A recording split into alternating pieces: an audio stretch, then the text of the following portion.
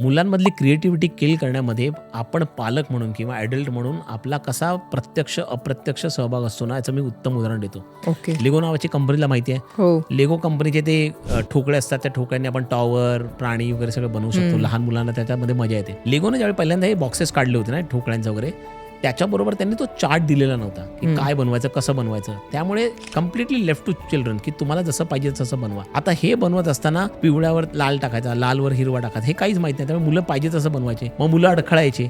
त्याच्यामुळे मग काय व्हायचं, पालकांना त्यांच्यावर बसावं लागायचं आणि म्हणून लेगोचा सेल होणं कमी व्हायला लागलं. कारण लोक घ्यायचे नाही की कोण परत मुलांबरोबर बसणार, आपणच वेळ घालवायचा वगैरे.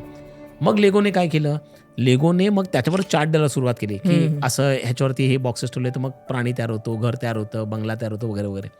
ते आल्यानंतर मग पालक काय करायचे, बघ आता त्याच्यामध्ये दिलंय ना, ह्याच्यावरती हे ठेवायचं, त्याच्यावरती हे ठेवायचं, मग तसं ठेवत जा, आता मला परत विचार नको. आणि मुलं करायला लागली. ह्याच्यात झालं काय, मुलं क्रिएटिव्हली विचार नाही करत. मुलं जे इन्स्ट्रक्शन त्या कागदावरती दिले आहेत ना, तसंच करायला सुरुवात करतात. आणि ती क्रिएटिव्हिटी जी पहिल्यांदा लेगोमध्ये अपेक्षित होती, ती क्रिएटिव्हिटी पूर्णपणे किल झाली.